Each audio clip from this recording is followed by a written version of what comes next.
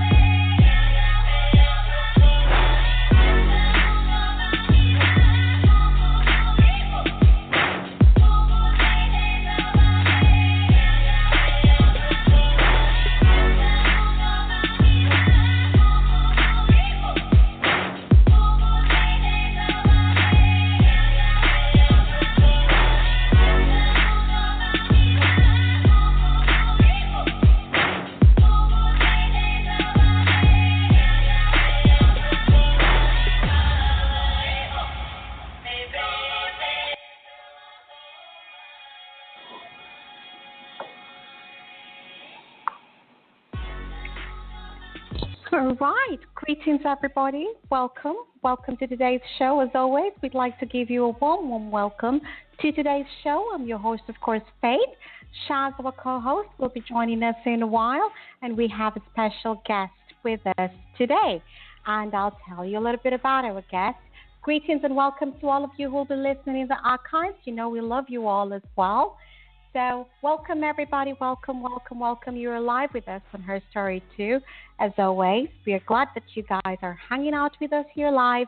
Definitely looking forward to taking your calls as always. We love to hear from you as well. So let me give you the call-in number. The call-in number, everybody, is 516-602-9735. That is the number to call. And remember, if you're calling from outside the U.S., which I know most of you all are, I know y'all Americans are also hanging out with us. But for those of you who are calling from outside the U.S., you need to remember to dial the U.S. country code 001. Okay, go ahead and do that, and that will get you right in. Okay, today we have a special guest. The AHA Guy Mitchell Levy is hanging out with us tonight. I think he's here with us. I'll just bring him in to say hello. Good evening. Hi. Good evening, Mitchell Levy here. Hi. Hello, Mitchell. Welcome. It's an honor and a pleasure. It's good to be here. Thank you. Great. For those of you who are hanging out with us here for the first time, this is one of our special guests today, Mitchell Levy, the AHA Guy. I'll tell you a little bit about him. I already said he's the AHA Guy at AHAthat. AHAthat is actually a people publisher that works on various platforms and partners to help people get their AHA messages to those that need to see them. So a little bit more about that. I know AHA, right, guys? AHA, like the Oprah AHA? No, this is AHAthat. Okay, y'all, chill out a little bit. Okay, AHAthat is a platform, y'all. It's not a light bulb. It's a platform, okay?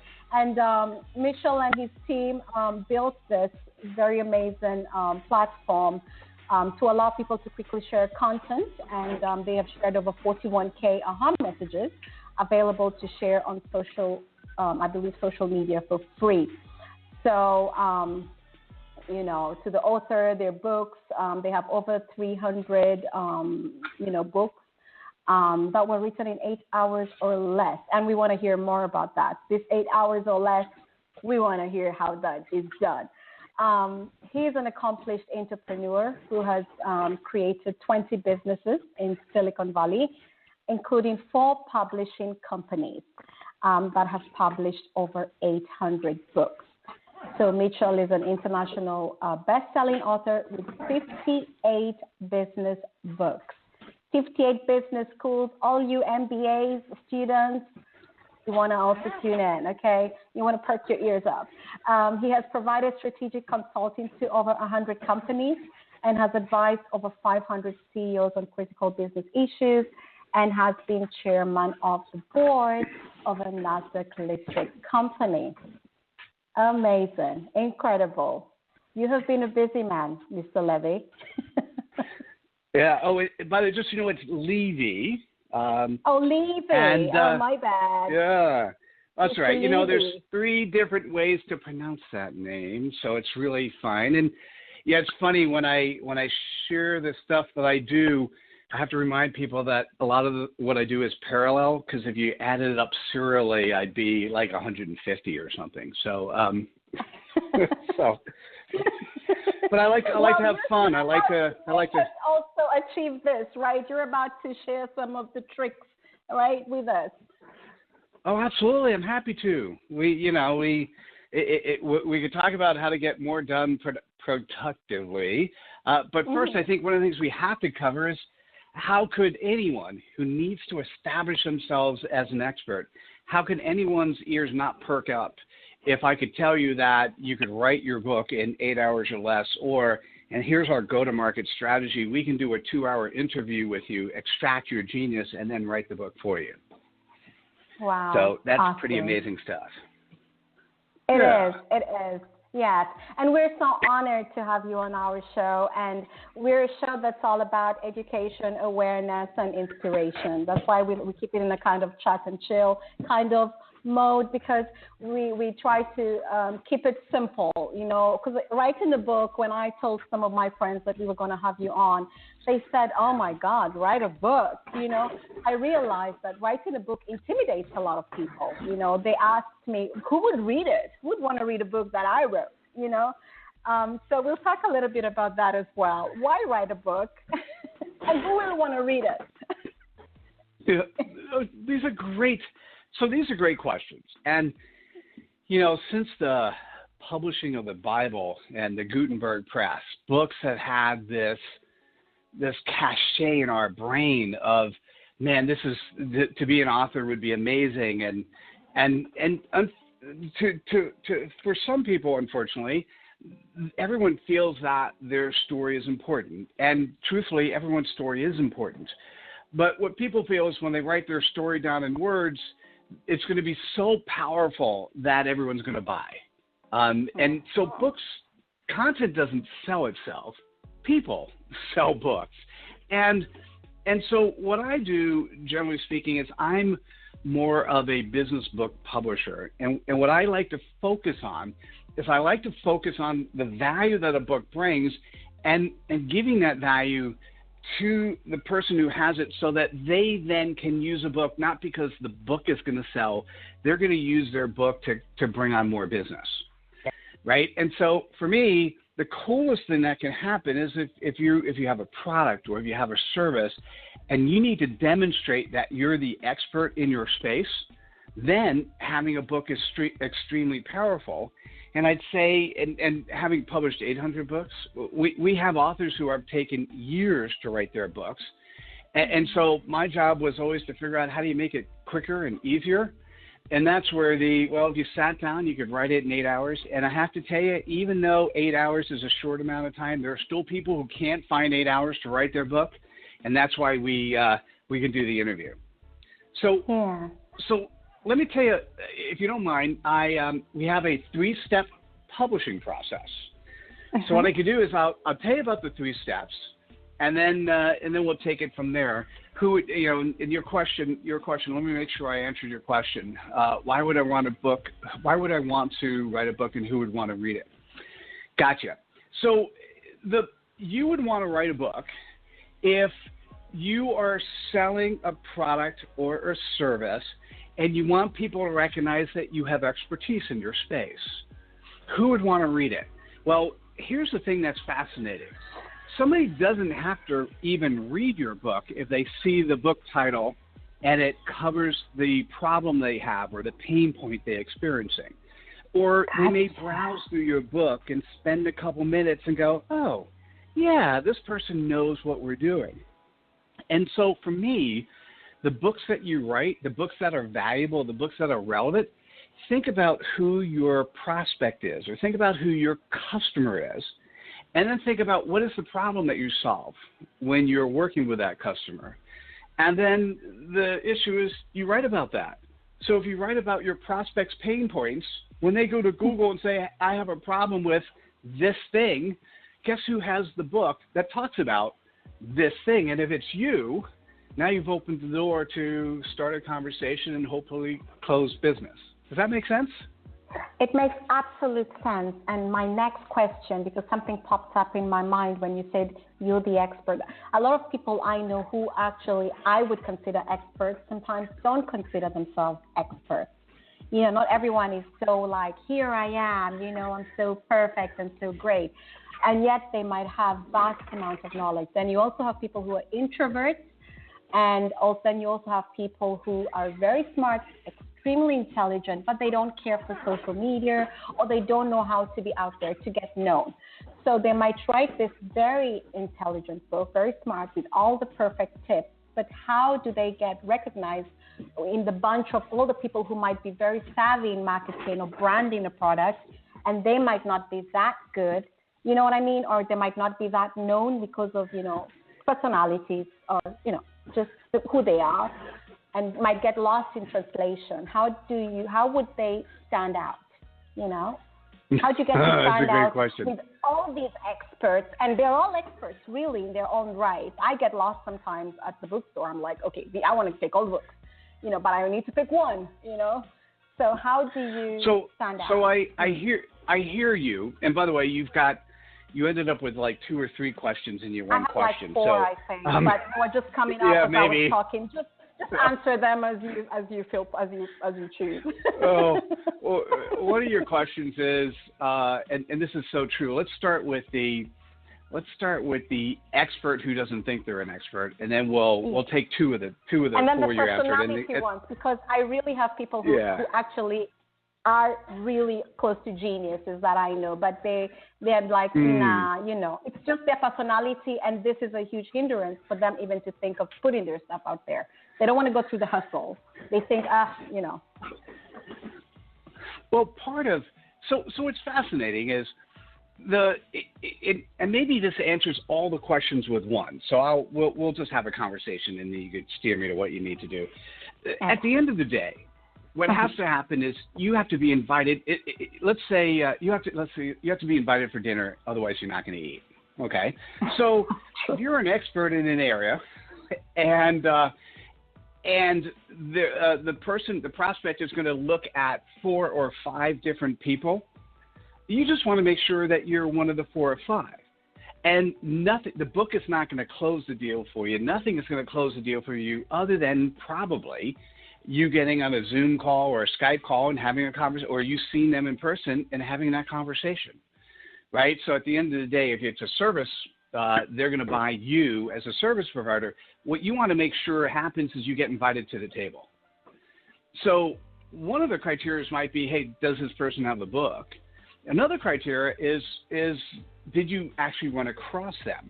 So what's interesting to me when I think about business, if I want to hire a consultant to solve a problem for me, I'm telling you, I am not going to go to the bookstore and figure out who it is I'm going to hire. I might go to Amazon and look for people who have books, or I might actually go to YouTube and look for people who have videos, or I might Google the problem that I have and see what websites come up and what people say about it. But I'm certainly not going to go to the bookstore. So the interesting part, if you want to get invited to the table, you have to have a book. And even if you don't consider yourself an expert, you absolutely, and everybody has some form of expertise in different areas. And so the issue is if you're really uncomfortable, maybe you should have somebody else write the book for you. It could be one of your friends. It could be something else. It's relatively easy to do, and I'll give you I'll tell you the easy. So here's the easy button, and I want to press the easy button for your listeners. Go for it. If you go to AHAthat.com/author, we have a 3-step writing process. So let me tell you about the 3 steps. Okay. Step 1 is a Word document. In it, we have 4 questions. Easy questions like what's your name and what's your bio? What is a title of your book in 1 paragraph description?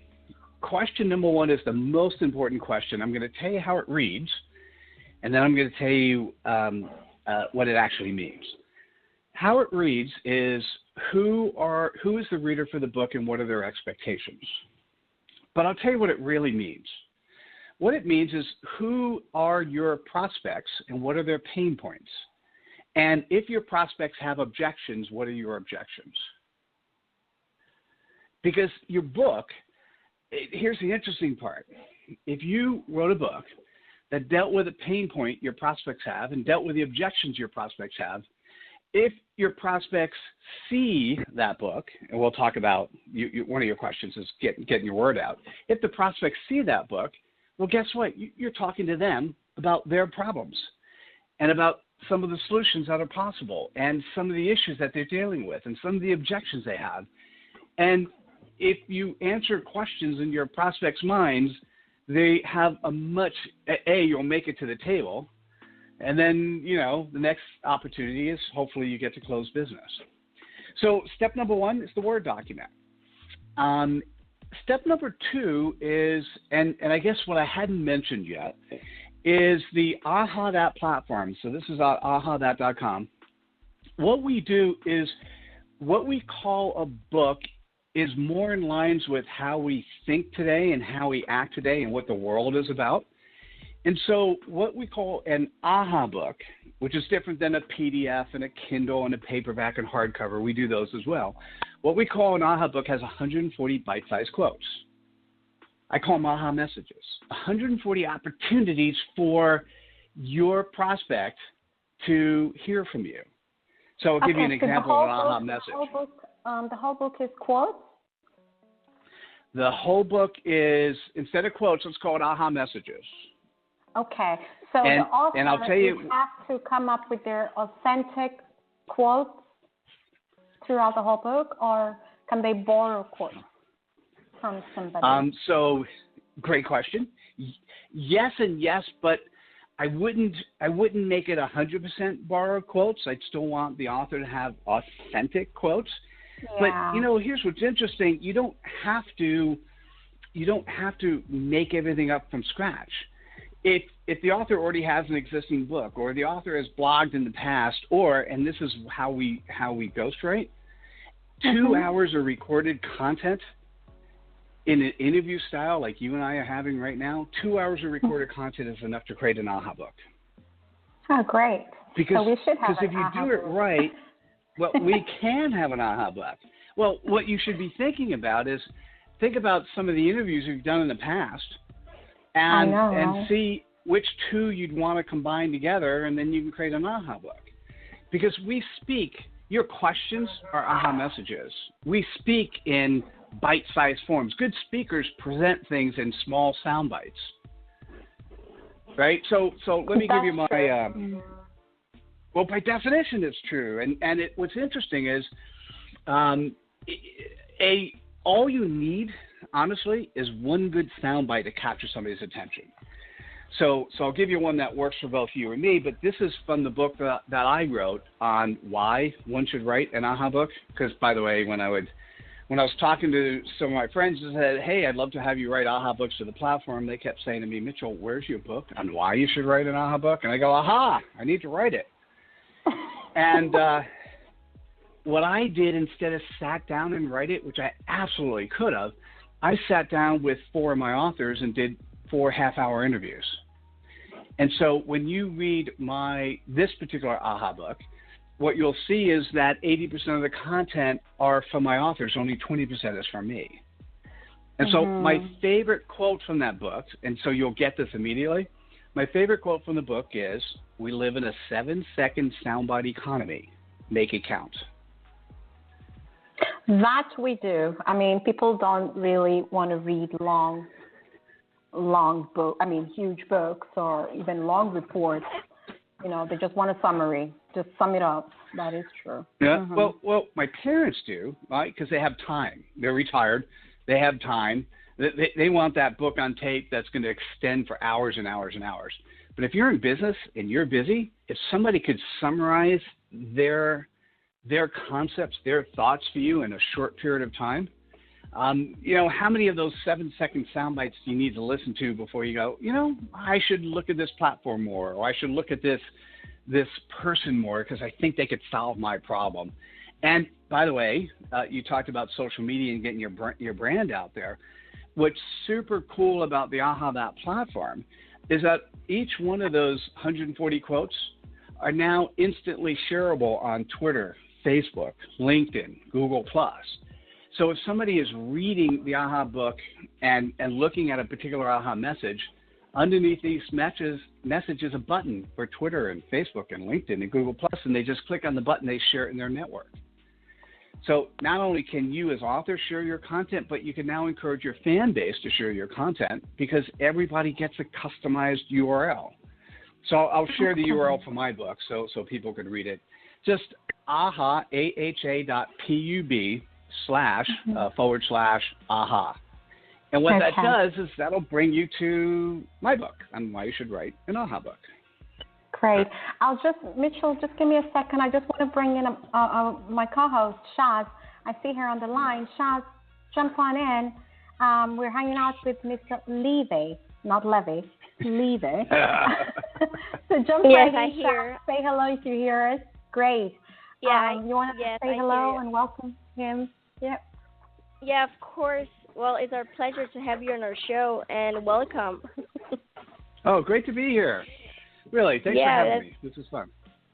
Yeah, and you know what? I think I found it really interesting that, like you were talking about, that you could actually go ahead and write a book in 8 hours, or, so it's kind of interesting because I was like, how can anybody do this? And I actually had a question, though, and one of the questions was that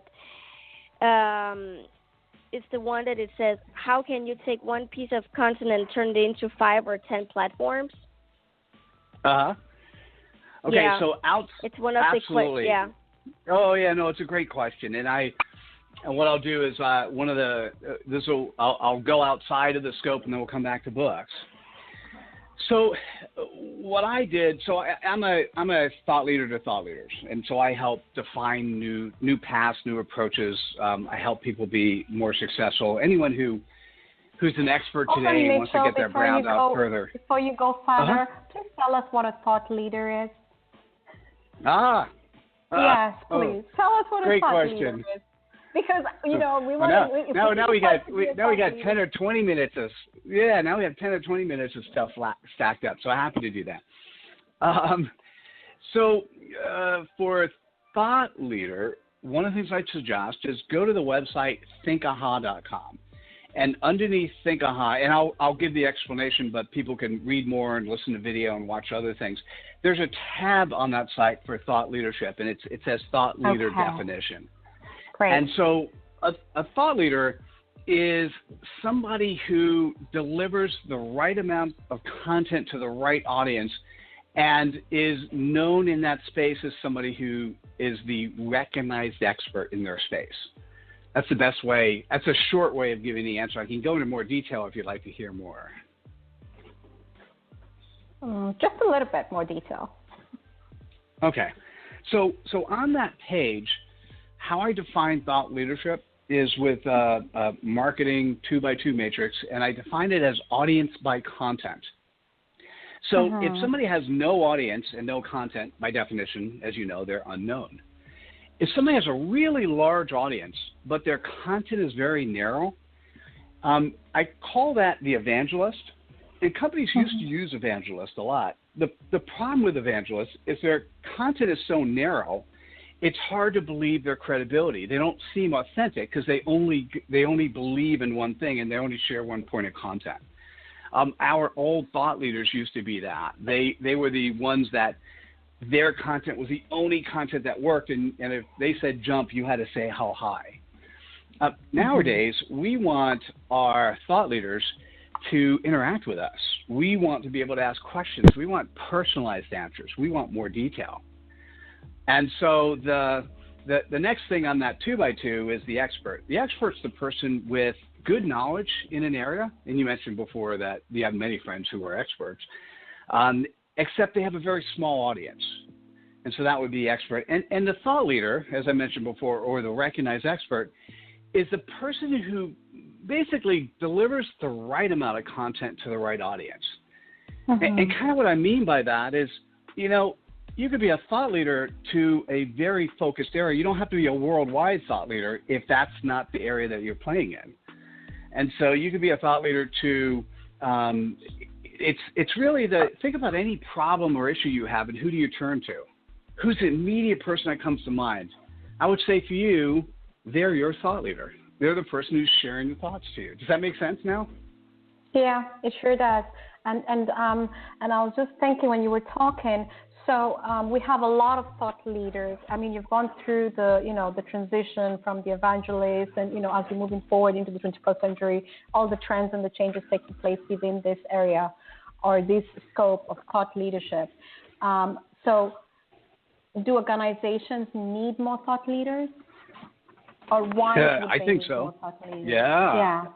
Yeah. Well, today, so in the old days, companies used to just say, same as thought leaders. Thought leaders used to say jump, and their flock would say how high.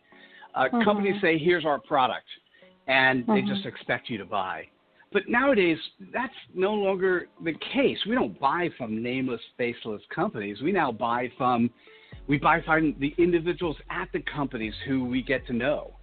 And so as companies develop more and more recognized experts in their space, you have an opportunity now to see and feel and interact directly with people who you can relate to.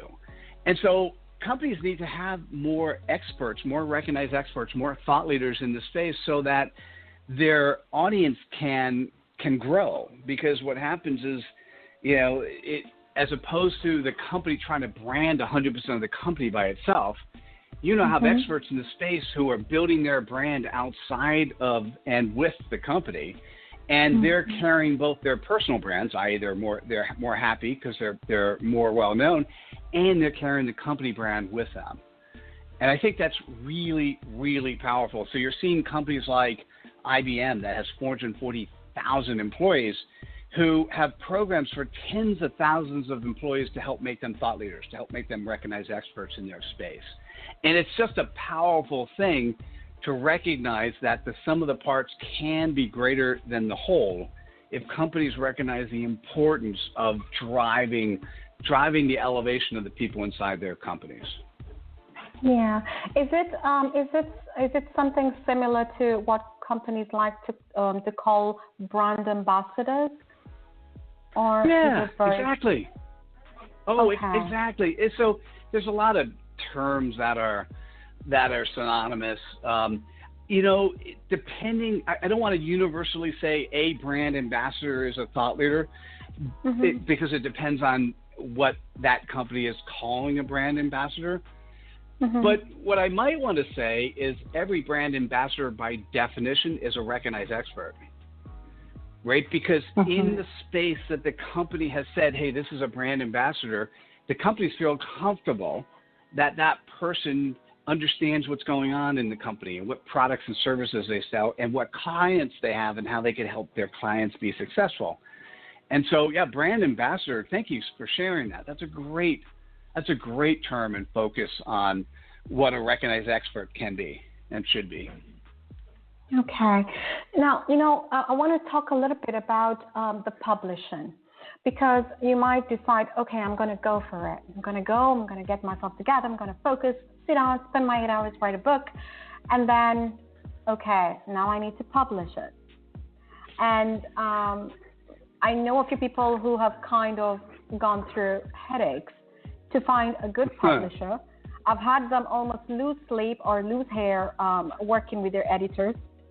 And so can you just help us navigate through this landmine of publishers? What makes a good publisher? What is a no-go zone?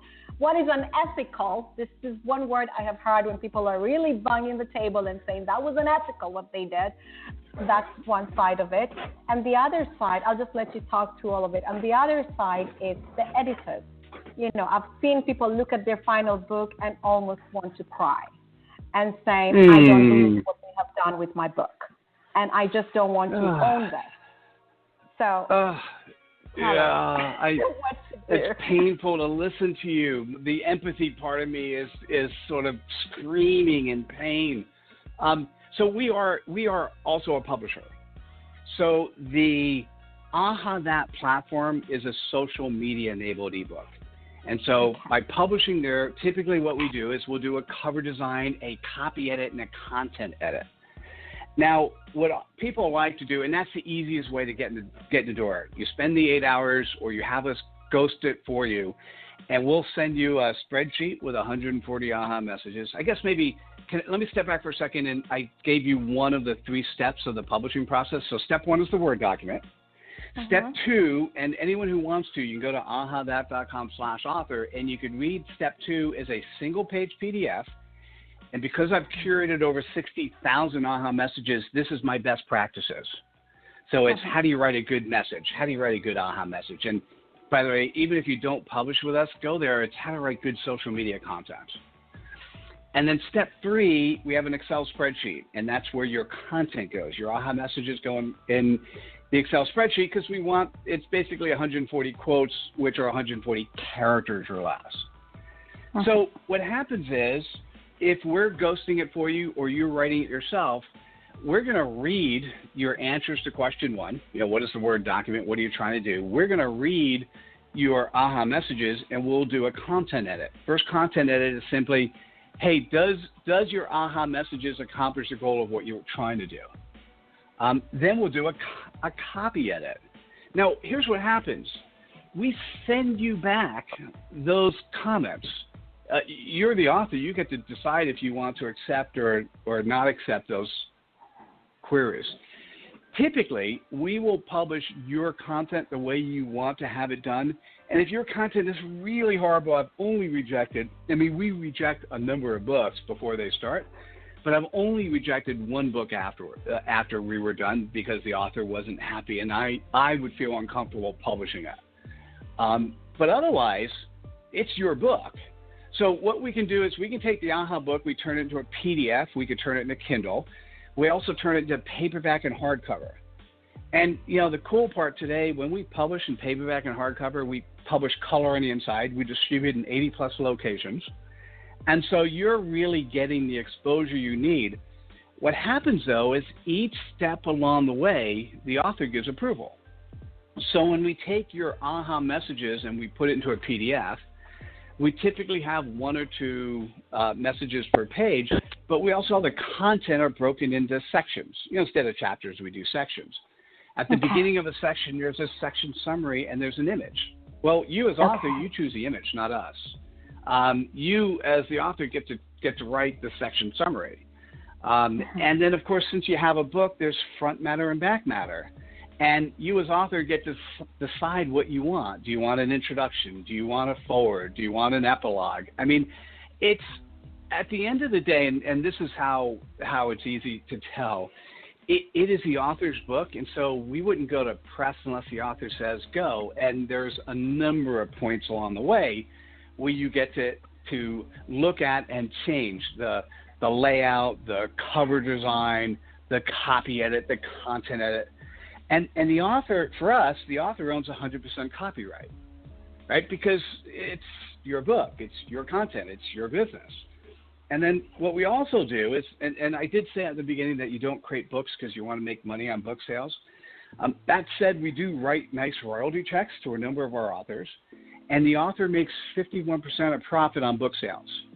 So if you happen to write a book and it happens to be successful, and like I said, I certainly never set expectations for that, but when the book sells and makes money, once a quarter we'll write a check for 51% of profit.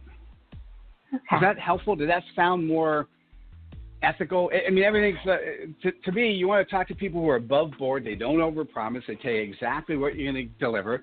And you can go to any one of our previous authors and say, and ask them what they got, and they got exactly what we said we did give them. You know, some got more, right? But we never under-deliver. We always deliver or over-deliver. Yeah, and to help those aspiring authors out there who are thinking this through really hard, because you've made the process seem very simple, and now some might be thinking, I could hack this, I just might. If they decide to go with another publisher, and since it's your first book, you don't know the field. You know, it's your first book. You're dealing with your first publisher. What are some Right. of the red flags that they should look out for? Just 3 or 4 red flags. If this is done, then, it's time to keep walking, or look left. Yeah, that's great questions. Let me say, by the way, can I tell you that I've done at least 200 or 300 of these. This is the first time I've been asked that question, so pat yourself on the back. Oh, thank you. You're welcome. Well, first of all, let me just say that publishing a book or you authoring a book and publishing a book is it's no different than anything else in your life. It's just a service that you're getting, right? You're hiring a publisher to publish for you, or you do it yourself. I would never recommend you do it yourself, because if your business is to become a publisher, you could publish yourself. Otherwise, all the time you spend self-publishing should be spent on building your business. So red flags. Probably the first thing I do is I Google that person's name and then put all the bad things that, you have in front of us. So Google their name, look at 3 pages of results, see what they see. If the publisher and the publishing company doesn't come up in the Google results, well, that says something to you at all, right? If there's negative feedback, that's an issue. If you happen to know one of the authors that have worked with them, that's send out an email with a couple questions to one of the authors. Other red flags. I'm trying to think of people. I think I've heard the same problems you have, that at the end of the day, the author was not proud of the book that was created and they don't want to share it with anybody. I don't know how to red flag that other than hearing and reading testimonials from others. Because that's the thing. If people are unhappy, that's what's fascinating about today's world. If people are unhappy, they've got a opportunity to actually write about it. And so if you want to find negative reviews, it's pretty easy to do that. And I'd say just spend a little time searching and trying to find the negative reviews. I'm trying to think about red flags. If somebody says, I think integrity is probably my biggest, I've got 3 core values I spend a lot of time on. My core heart virtues are all about joy, aliveness, and AHA messages. But when I do business, it's about being vulnerable, showing integrity and authenticity. And so if you actually talk to somebody and they make a verbal promise, and then when you ask for it in writing, the promise is different than what they said to verbally, that's a red flag. That's a big one. All right. If somebody tries to sell you their low-end package, and when they're speaking about it, they imply it's more than it really is. I mean, in terms of value you get delivered. But then when you actually look at it in more detail, there's all these added bonuses and things that you should sign up to get a quote-unquote real book from them. That would be a red flag to me. I'm just trying to think about, as a consumer, you should know, as a consumer, with very little research, you should know exactly where you're going to get before you even start down the journey. And I think, so that's a negative. Let me leave on a positive. Of our 3-step process, my recommendation, even if you don't publish with us, my recommendation is filling out the Word document. You're going to need that anyhow. Your name, your bio, the name of the book, a 1-paragraph summary, and what the reader should be expecting. So fill that out. It doesn't matter if you publish with us. And there's a Word document free to grab. Step number 2 on the PDF on how to write a good AHA message. You should read that anyhow, because that'll be helpful in social media. Now, on the Excel spreadsheet, here's what's really interesting. Even if you publish with somebody else, you may want to consider doing an AHA book, because any one of those Excel AHA messages, any one of them could include a URL. So let's say you publish with somebody else, which is fine. Then when you write your AHA messages, which are really highlights from your book, you should include a URL to how to buy the book on Amazon, or a URL that points people to your site or points people to your YouTube video, and so I would say you could touch and experience who we are by just going to the site, and that 3-step process is instantly available, and all the tools you need are right at your fingertips. And if you decide that you want to write a different book than that 140 bite-sized quote book, you certainly can. And I'd say, and we publish other books as well, but I'd say feel free to do that. And what you want to ask yourself is how much time, when do you want to go to market? And so I'd say in people's minds, everyone has this idea that, not everybody, but a good percentage of people in business have in their minds that at some point in time they're going to write their book, which sometimes in their mind it's the great American novel. And I'd say at some point in time you want to do that quote-unquote real book that's your great American novel. And in the meantime, you may actually want to do an AHA book or variation of that, a physical copy of that, paperback or hardcover, and just call the stuff you do with us your second and third books, even if it's your first one. Because, and by the way, when you do your AHA book and you give it to a prospect and they go, holy cow, and that's enough to close business, you may never get around to your first book, and if that bothers you, I apologize.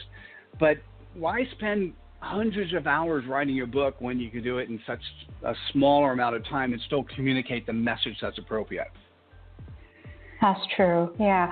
And on that note, I have a question for you, because those are two avenues that an aspiring writer can take, right? They can go that route or that route. I mean, it's a free world, right? You can pick and choose what you want to do. But I'm sure, having, how many books? 800 books you've published? You have a lot of experience with writers, clearly. And there are certain things that you see repeatedly, because we're all human beings. When people are doing something new, we tend to make the same obvious mistakes. But what are some of the common traps that an aspiring writer would make? What traps do they fall into when they're starting out? Because we read a lot of things on Google, and we think all of it works sometimes, Yeah, everything you want to do is going to work the first time, of course, right? Isn't that what life's about? Exactly. And it was on Google. I swear by it. It works. So it must be true. Yeah. No, it's not true. I'm sure there's obvious tropes. Some common, not obvious. It can be obvious. It's a big trap. I would say, let me step back and look at the super big picture, right? Mm-hmm. In the big picture, who are you as a human, right? And sometimes we define ourselves by what job we work in or what title we have. Having the name author behind our name, or MBA or PhD behind our name, gives us more credibility. I'm actually going to be doing a TEDx talk next week. So at some point in time, I'll put TEDx speaker behind my name, right? Yeah. And thank you, by the way. And so there are things that we put behind. Thank you so much. I'm still pinching myself. Make sure you do that on stage. Make sure you pinch yourself so that you can actually confirm you're there. That's a great statement. I'm gonna go off on a small tangent and then come right back. So I got lucky enough last year that I was asked to do the commencement speech at a university. And that was one of my bucket list items. And the super cool part about that is I knew how important it was when I was asked. I enjoyed the practicing. And the day of the event, so imagine I walk into the event, they bring me into the back room. As soon as I didn't think about this, but they put that robe on me. And I'm like, holy shit, I'm here. This is cool. Yeah. And then I gave my talk, and it went as well as I could have possibly imagined. And I was fully present. I was there. I just enjoyed it. And what was fascinating is I sat down and I kind of expected the dean to pat me on the back and say, oh, thank you so much, or that was great. And he said something that I didn't realize the extent of the compliment he gave me. What he said was, the students really listen to you. And I kind of thought, yeah. Well, I kind of those said, are huge. well, those university commencements are huge. Yeah. Well, that's the thing is, I didn't realize the compliment he had given me because they actually listened to me and they didn't listen to anybody else. But I didn't know that afterwards. So what I'm hoping happens is the same thing. I want to make sure that I just enjoy the presence while I'm there, that I just enjoy the experience. And the one cool part about the TED family is I'm going to get a really good video at the end as well, assuming I do a good job, knock on wood. Yeah, they don't save a penny on those. They do it. They go all the way. No, they do great. All right, so but getting again, back to they pick their speakers quite well. I really enjoyed the TEDx talks, and there is everything for somebody. So you just have to pick your topic, whatever it is you want to learn more about or get inspired by. There's something for everybody. So you will definitely make a difference in someone's life. That's for sure. Oh, and I love that. But thank you. Yeah. So now let's go back question. Oh, okay. Oh, do you want me to finish the? I was sort of partially in the answer of the author, author stumble. Yeah, the author trap. Okay. Yeah. So what I was sort of starting by saying is that we sit here and what defines us. And what often happens is if you have in the back of your mind your dream to write the great American novel. And by the way, when I look at authors and I look at their eyes and I know what they want, they tell me what they want to do, even if I tell them they could do it in 8 hours and they say, no, I can't do that, I have to do something else. I could actually at this stage go, your book's going to be done in 2 years. And they go, no, I have it done in 4 months. And then 2 years later, they go, yep, Mitchell, you were right. So the question becomes, is how much better would life have been for that author if it was done in 2 months or 1 week versus 2 years? And I think that's the trap that people fall in, is they want to produce something that is so amazing and so cool because when they produce their book, the world is going to jump on them and buy their book, and they're going to be an instant millionaire, and people will put their name alongside J.K. Rowling's. And no matter who you are, there's a part of that in each and every one of us. And I'd say, please fill that out. Think about what the value of the book will do for you, and think about what is your quickest time to market to have something you could be proud of. Doesn't mean it may not be exactly what you have in the back of your head of that great American novel, but you need something that you can be proud of that will then open up the doors for more opportunities.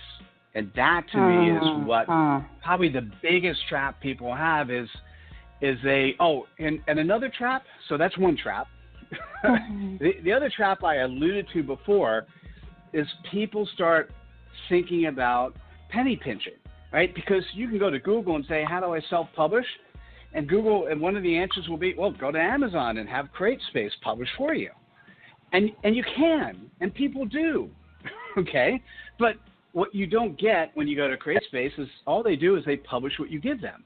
So you now need to go outside and hire people to lay out your book, and hire people to copy edit and content edit, and hire people to create your cover, and hire people to market for you and do distribution. And the thing is, you think about how many hours you spend hiring people to do this stuff for you and reviewing them. And by the way, by definition, you're going to get at least one or two or somewhere between 30 to 50% of the hires wrong. So when you're done at the end of the day, how many hours did you spend being a publisher on your own book? And certainly, how much money with the mistakes and all this going on in the fiction. Yeah. And then you look like something that is patchwork, when you have too many cooks. I think sometimes, that is just my 2 cents, I think sometimes too many cooks really do spoil the broth. And that leads me to my next question. I will always have people who think, I know better, I can do it better, I will show them, look what I'm going to do next. Does a big ego hurt writers? Does it help maybe it does help. Maybe they're the best at marketing and, going out there and getting it done. But I'd just like to know, does a big ego help or hurt writers? The bigger picture. That's such an open-ended question. It depends on where the ego is and what it relies on. I would say in today's world, a big ego is not a positive thing to be. As part of a human, having a big ego is not a good thing, right? Because at the end of the day, think about the last time you purchased a product from somebody directly. You purchased a product from them because you know, like, and trust them, right? Those are things that we talk about these days. Do you know, like, and trust the person you're working with? Well, if somebody has a large ego, you may not actually know who they are. You may or may not like them. And you're not even sure if you could trust them because you're not sure the words coming out of their mouth is valuable or realistic or truthful or authoritative or authentic, right? So I would say egos are okay. I mean, I think it's important to like yourself and like who you are and like your contribution to the world. It just depends on how that ego gets shared, right? Okay, y'all, don't let the ego get in the way. You can use it. Yeah. Thank you. That's probably the best thing you could say is, don't let the ego get in the way of you. Here's a great example, my favorite example. When I first started the AHAthat platform, I thought if I create a book that somebody could write in 8 hours, oh my God, that's so much faster than 60 or 100 or 1,000, that people are going to write their books and they're going to make stuff happen. Okay, so we did a Kickstarter last year.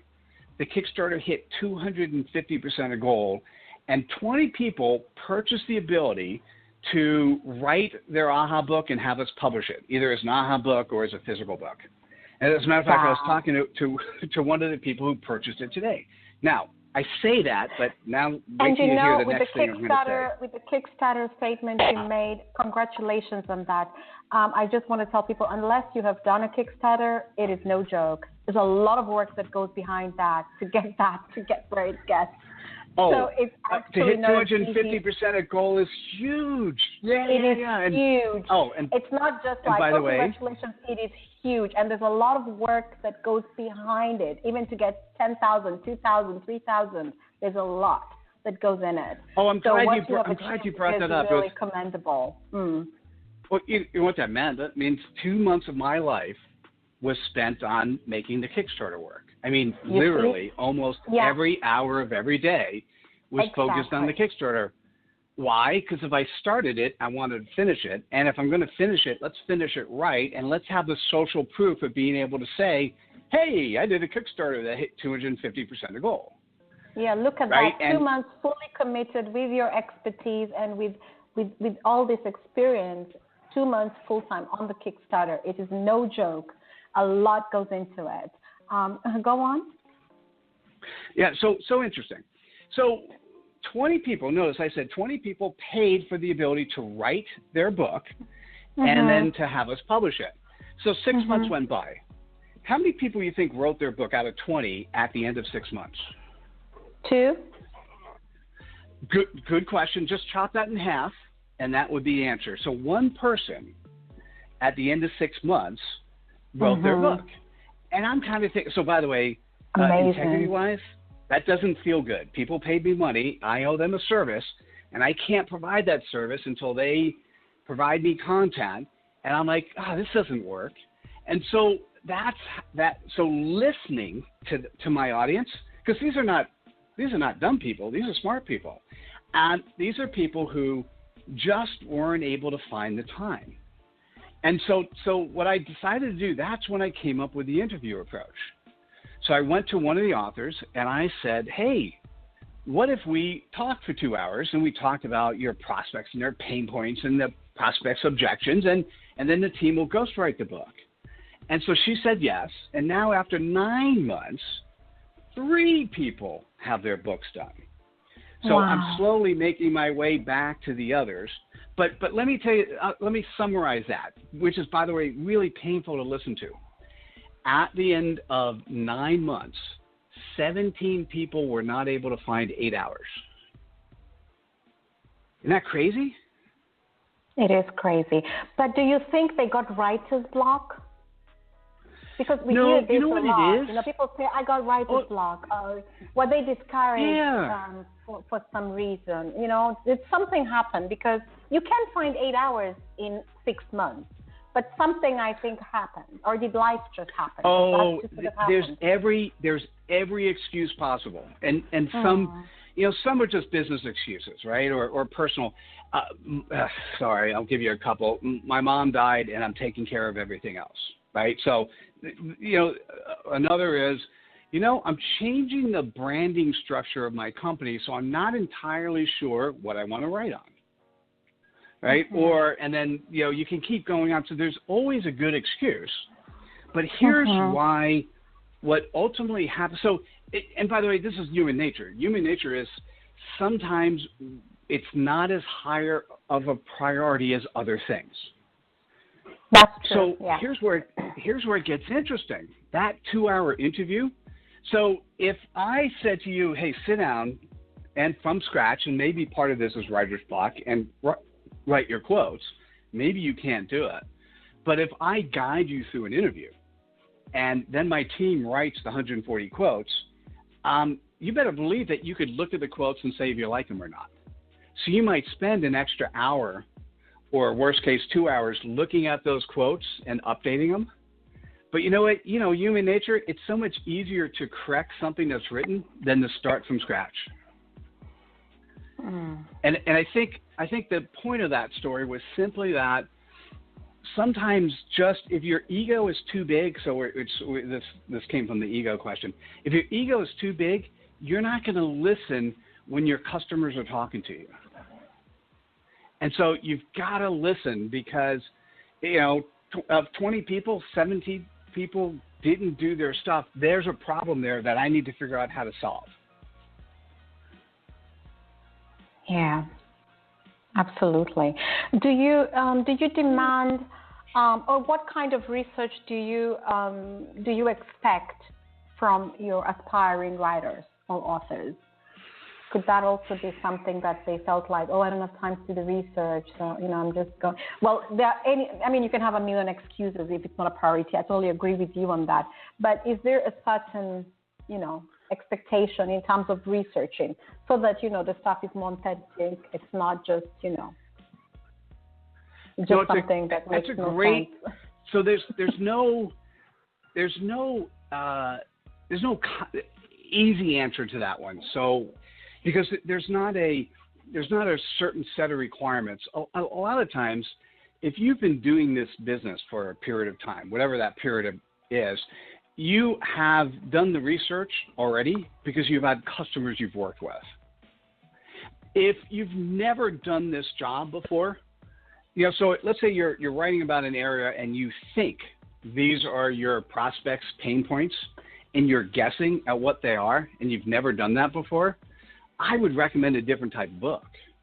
And so we actually had an author who did a book called Millennial Pet Peeves. You can go to AHA.pub/millennial pet peeves, and you could see her book. And she interviewed 50 millennials on their pet peeves because she was a millennial herself, so she understood, her pet peeves. But then she went ahead and interviewed 50 others. I can guarantee you, based on the conversations I had with her, that she was much more of an expert after interviewing 50 people than she was before. And and by the way, her book also included the names of the people she interviewed. So there was an opportunity for those that she interviewed to also be able to share her content. Yeah, that's also quite a good strategy. It's a good approach, actually. Shaz, do you want to say something? Just jump right in. Yeah, actually, I have a question. When did you come up? When was it that it was your idea to, become an author, or when did you show interest to that field? Because it's it's so funny. that, by the way, also good question. Never been asked that one before, so thank you. The last time I actually worked for a company, last time I was in corporate was 1997. And my guess would be my first book, I believe I did in the mid 1980s. And I self-published this. And what happened was, so I guess I was always interested in writing a book at some point in time, right? I always thought that was going to be something that was cool. And I think it was the decision of whether or not we should buy a house was the one that helped me decide that I should write a book. Because what happens in that type of there's some things you do where everyone says you got to do it. So by definition, all the lawyers, all the real estate people, all the banks said, oh, yeah, you have to buy a house, and it is absolutely the right thing to do, period. You know, and when everyone says jump, I kind of think, oh, maybe I shouldn't jump, because if everyone says I should do it, maybe I should think about what's the other side. What does it mean if I don't jump? So I had done a ton of research on whether or not it made sense to buy a house, because it was, you know, it's one of the biggest financial decisions I've ever made or we've ever made. And as it turns out, so I created a spreadsheet and I did an analysis, and it was to determine whether or not only did it make sense to have a house. In the book I called Rent versus Buy. It was called Home Ownership, the American Myth, Rent versus Buy. And the question becomes, really, what city are you in? You know, what do you expect is going to happen with housing prices? And so I had such a strong opinion that although I was still working at a corporate job, I actually wrote the book because I wanted other people to have more access to information so they can make the decision that's right for them. And so that was probably my first call was, hey, I made myself into whatever form of expert you'd want to call me, right? Although I never did a business of helping people do that, so that wasn't my business. But I felt like I had enough expertise that I wanted to share. And so that's what caused me to write my first book. Now, can I say a lesson learned afterwards? The question for me, the lesson learned afterwards is it would have been so much better, because that book actually did really well. I think we took in a little like $20,000 or $30,000, and for a book, that's pretty good at that time. And we were written about in 500 plus papers across the country, and I did lots of talks on it, and that was fun. What would have helped me make more money was if somebody decided they wanted to write a book, if I could recommend them to a realtor. I mean, if they wanted to buy a house, I recommended it to a realtor and got a piece of the business. Or if they wanted to rent, I recommended them to, you know, rental apartment associations or stuff like that, right? So what was missing from the business model is, how do I monetize outside of things than just the book? And today, that's what my primary focus is. If you're in business today, you're using a book to help push your business, not just because you want to share knowledge.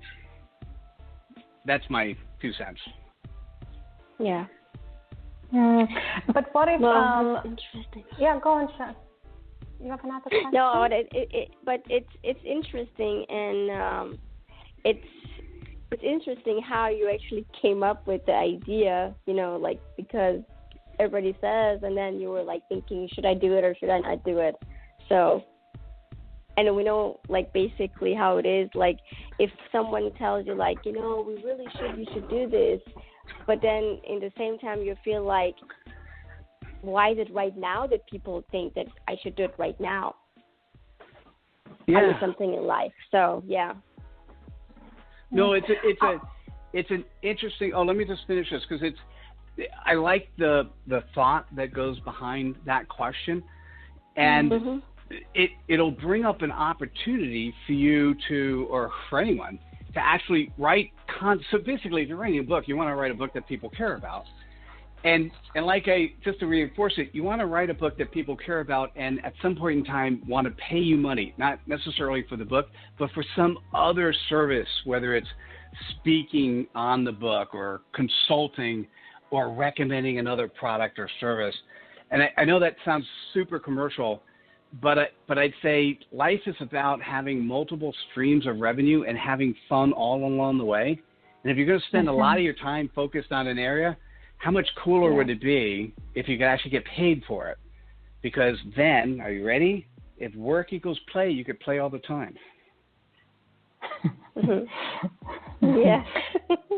I wanted to ask you, when you were talking about the very first book you wrote, is it a good idea, or anyway, what works best in your experience, to write each book as a standalone, which means tomorrow you write about horses and the next time you write about spaceships, or is it better to build a body of work where you're connecting the books, so you go from horses to ponies and, you know, to race horses or racetracks, you know, which is better, standalone work or building, you know, connections from one book to another? I'm thinking about that answer because in the difference, of course, there's a significantly different answer to that depending on whether or not you're doing fiction or nonfiction.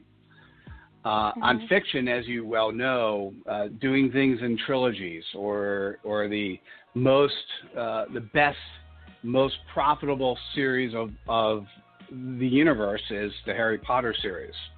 Oh yeah. Yeah, which was 7 books, right? So the thing that's fascinating in the fiction world is you want to write about a genre where it's easier for you to collect an audience, a following of people who care about who you are and what you do. And so when you're writing in that genre, the types of content you create needs to fit in the marketing space, they call it the avatar. The avatar is what is your standard customer, who is the standard person you're working with. So in fiction, if you're writing along a particular area, you want to write to that. First you have to define your avatar, and then B, you want to write to that avatar. And if you decide you're going to step outside the boundaries of that writing, lots of people write under a different pen name, right? Because if you're used to a certain style and then all of a sudden the author that you like gives you something that is completely different and you can't relate to it, you may have lost them, right? You're not excited about it as a consumer. In the business space, you know, it's interesting to think about, because if you're looking at some of the big authors that do multiple books over time, many times they have a theme that goes across. So you're going to follow Tim Ferriss, even though he covers a number of different ways of doing things. Same thing with Seth Godin. You're going to Daniel Pink, there's a number of prolific business authors that continue to produce good content, and the books are not necessarily related, but what is related is the avatar they write to. Right, and so that's probably the thing. Genres. Okay, so it depends on the genres. When like if you're going to write crime or thrillers, it's better to stick within that genre and build the connections from one book to another, as compared to if you're writing. It's easier because you're focused. Yeah. Shaz, do you have any other question? Because I have 1,001 questions. I could just keep going. Yeah, but I don't want you to go with some questions on us. Yeah. I'm just thinking, if I'm going to write a book, I'm going to write a book about makeup and beauty and organic stuff. Oh, well, so by the way, I love that. Here's the issue or the question or the thought process, and that is, do you have a way to monetize that? So are you part of it? This could be, you don't have to answer, or you could, but are you part of a MLM where you could actually sell, whether it's Avon products or somebody else's, or are you part of multiple MLMs so that when you write, you could tie in links to products that if people decide to buy, you're actually getting paid for it? Does that make sense? Yeah, it does make sense. But it does make sense. I don't really, it was just like a thought, like maybe, if, in my mind I was just thinking, why not? I mean, maybe one day it could be, interesting to because I'm maybe more in that field. You know, I'm more interested in beauty, makeup, with skin, and you know, and all these things. So I don't know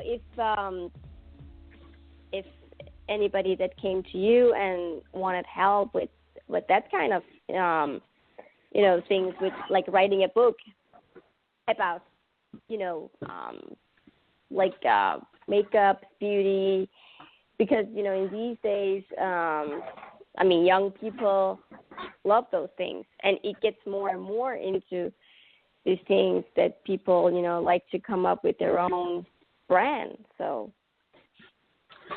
and then writing a book about it.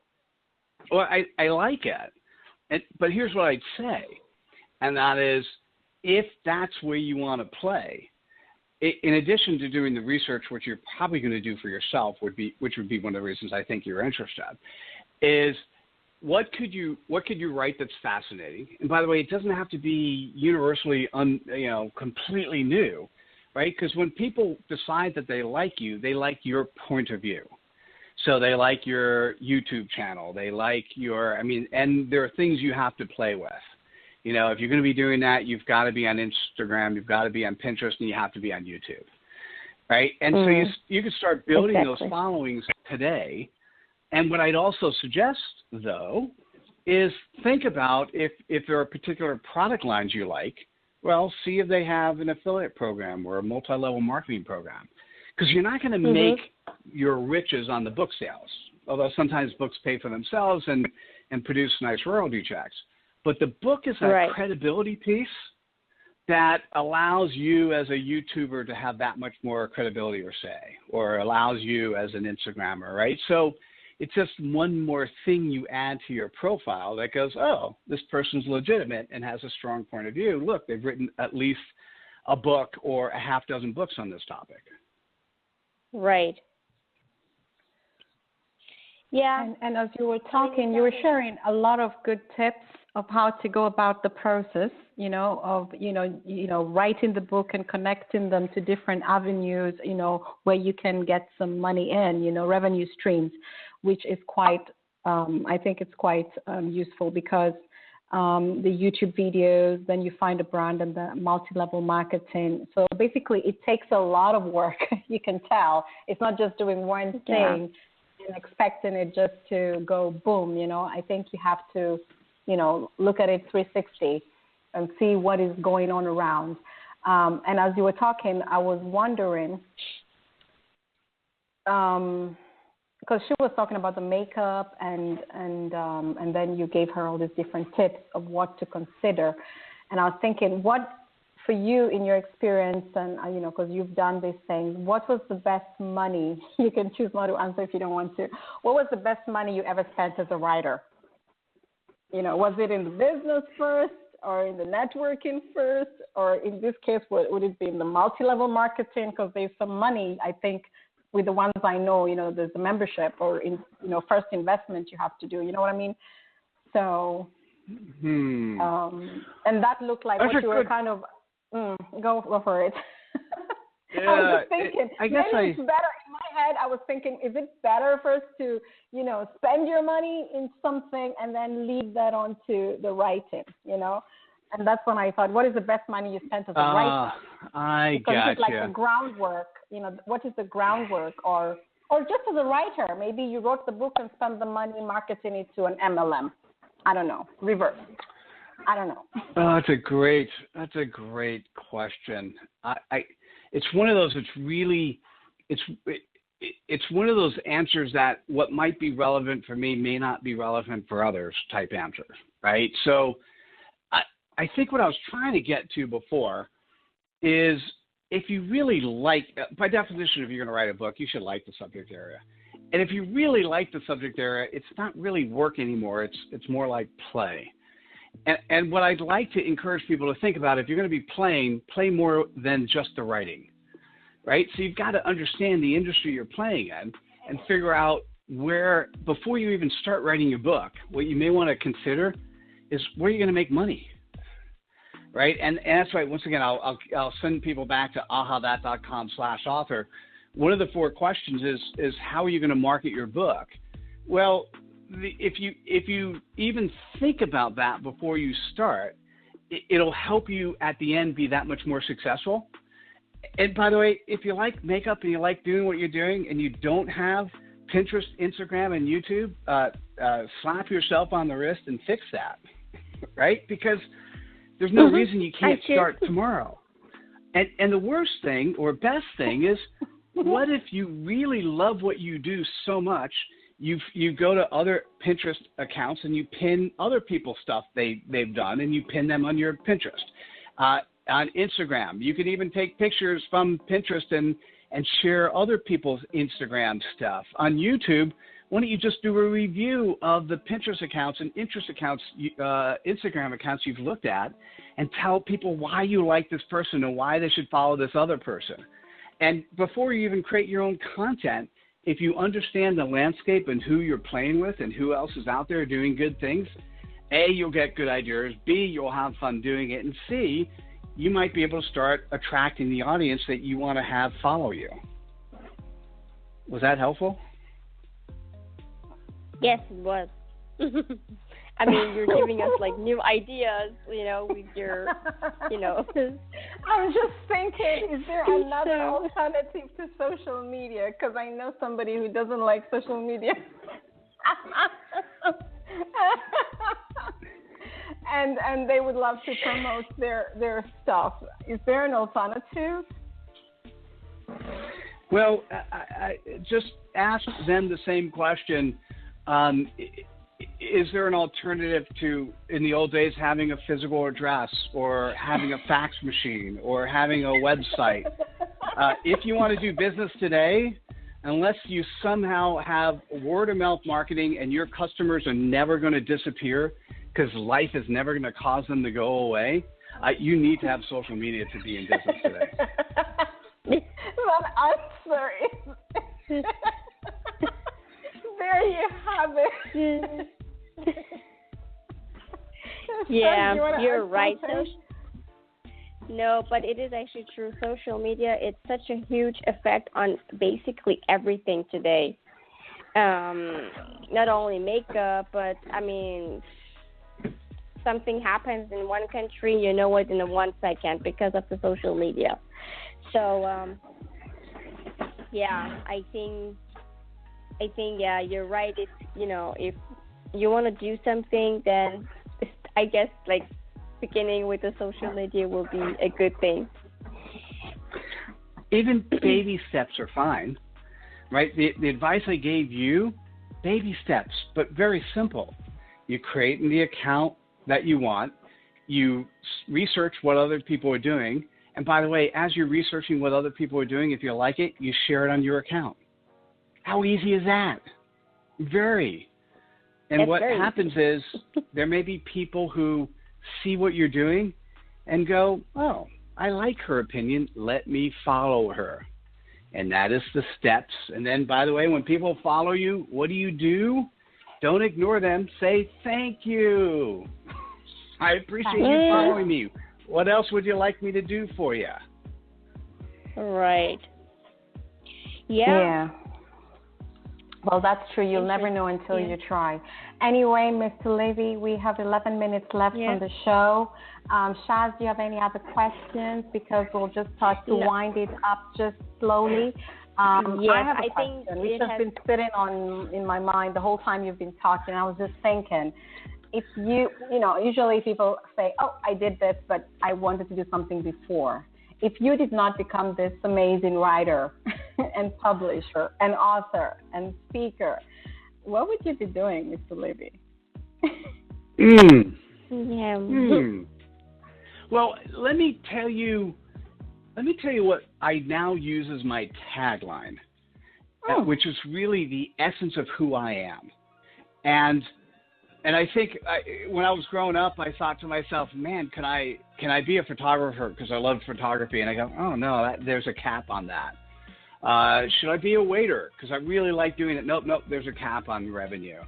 Should I be a game developer? And I go, oh, that'd be kind of cool, but that never came to fruition. And what I do today, I call myself the AHA Guy at AHAthat. And the AHA Guy is a person who draws inspiration in others. And what I do, I am a people publisher that empowers thought leaders to share their genius. To me, that's the essence of being able to help other people be successful in ways. Well, books are one thing we do. We also do many other services. And the thing is, helping other people achieve their dreams and be excited and reach their audience and help other people solve their problems. I think I've landed on what I love doing. And along the way, I've only done pieces of that. So now I'm actually at the stage where I'm ahead of the market on something that's coming, and I'm excited about what I'm doing. And part of it is being engaged with people who are passionate about changing some part or helping other people be successful. And I love doing that. Awesome. And there's another word that you used quite a bit throughout this amazing interview is integrity. You used it a lot when you were talking about, doing business, encouraging authors, anything, writers, helping people. You use that word a lot, which I think is really important in today's world where you get, everything is thrown at you and you can't even sift through the whole mess, sometimes. I think that's a word that's really important, integrity. I think that's just awesome. And you shared your website, you've shared your information, and I'd just like to ask, for us who are based here in Europe, we're based in Copenhagen, Denmark, how would that work? Are there any complexities or things we have to look out for? The EU works maybe different from the U.S. You're based in the U.S., or can somebody just go ahead, buy the product, and no problem? Are there some things we have to know? This is a good question. I think how about my lawyers would say, yes, we've complied with all the EU requirements. Things change a lot over there that are not here. I'm pretty sure we're 100% in compliance with all areas of privacy, which is probably the biggest issue, that the EU is that much more advanced than the U.S. is on that. The thing that we don't do, let me tell you one thing we do. We right now, we don't have any Danish folks who can do the copy edit for you. So if you wrote it in your native language, we wouldn't have people directly online. We've done many books in English and Spanish, or English and Japanese, kanji, or English and you fill in the blank. And we have a whole series. Have you done German? Have you done English, German? I don't think we've done German, not yet, with this one caveat.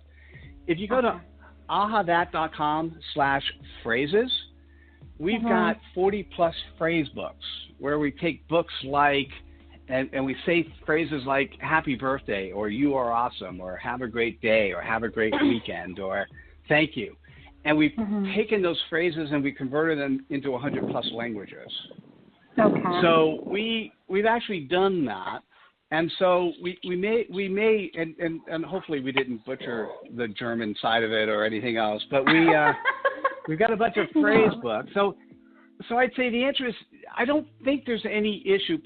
Obviously, if you're writing in English, it's never an issue. If we're going to another language, the biggest issue is making sure that that you have somebody in your team that could do a good copy edit of the content, right? Just to make sure that when it gets laid out, or what we end up doing, really says what it's supposed to be saying. Because I don't think we have I'm not sure we would have the right resources to be able to do that for you. Okay, so it's just the language thing. So as long as you have, your translators, and they're good and they do a good job, then there is no other barriers. Because I know sometimes the EU has many laws underneath, even the tax system is different. If you're doing such a transaction, sometimes, things just tend to overlap, and sometimes it can be discouraging when you want to do something with the States, or, and generally we're okay, and we would distribute through. In EU, we've got a bunch of different distributors, but Amazon is also a great place to distribute your physical books at. So you also work with Amazon. Okay, closely with Amazon. And you have local distributors around Europe as well. We do, although I'm not sure what we have in each country, so we'd have to talk. You know, if it's so here's the thing: if we have something and it works for you, great. If we don't, either us or you can approach them if it makes sense. Okay. Right? So you have to just figure it out. That's the thing that's okay. Yeah. The part that's interesting is at the end of the day, remember, this is your book, and if we don't have the right person in your country to solve the problem, and you want to be the right person, or you can either recommend or deal with the right person, then we're happy to accommodate, because it's your book. You got to use it in a way that makes sense for you. Yeah, but a lot of these things you usually find out as you go along, because like you said, these laws, they change every day. And so you never know. You just have to work through it as you go along. Okay. Shaz, any last questions before we head out? No, I think you really came up with some good ideas for me, or maybe for us. So we will, think over it, and then, you never know. Maybe you will see us next time. With a huge promotion with the book. Stay in touch and let me know if there's something I inspired. Feel free to share and let me see it, and maybe what I'll do is share it to my network. Sure. Thank you. Yeah. And it has, of course, been interesting and pleasure to have you on our show. We learned a lot of, about author and books and how you can your stuff, and you gave us some good advice and some good tips. I mean, all around, it's been absolutely a pleasure and an honor. It's been so awesome, really.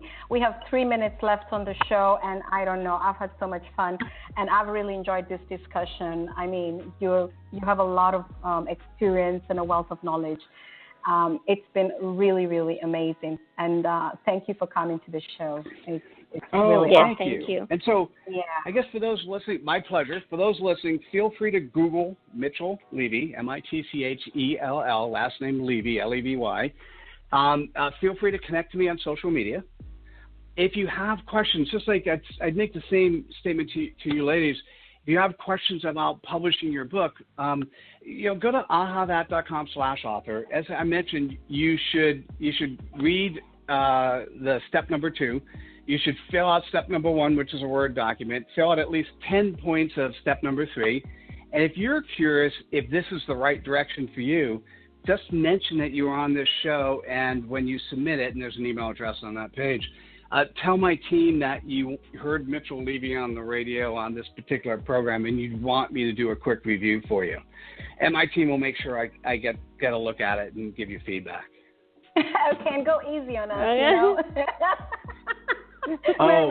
Don't ask. Step level, okay, Mr. Well, I would say don't ask for feedback unless you want honest feedback. No, I think everybody does want honest feedback. In all seriousness, you don't want nothing short of honest feedback, because that is not going to help you. So I am saying we do want honest feedback, because then it's not even pointless. I know, and sometimes I guess I typically tend to not be mean, but sometimes the answer might be, maybe you should do another book, so. I think we can handle that kind of feedback. Like you said, we have a lot of skills, right? Everybody has something, so we'll just go into our tool bag, our toolkit, our bag of tricks, and find something useful. Anyway, Mr. Levy, any last words to leave us with? We are honored. It's been a pleasure. Yes, we are definitely. So much fun. And before we head out of here, I want to wish you all the best for the TEDx. Drop us a link or an email so that we can watch you on YouTube or wherever you're going to air it. Send us the videos. We absolutely want to watch that and see this dream come to fruition for you. Congratulations on that. That's beautiful. We wish you all the best on that. I wish you all the best. Thank you. I appreciate it. And the same thing for you and your audience. Do the stuff that you love doing and have fun. there you have it. We definitely do it. Thank you. I know we do, and we love to just have fun throughout, yeah. We can't say thank you enough. And to all our listeners, thank you, y'all, and thank you, guests. I'm sorry that we couldn't get all your questions in, but I could see your questions, and he was answering them as we were going along.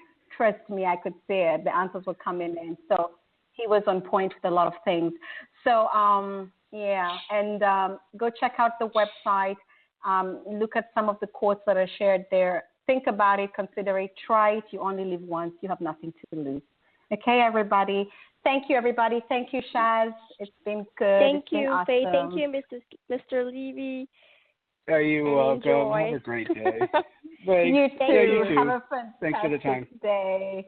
And y'all, let's all go and change the world. Okay, everybody. I'll be Thank a better you. man today.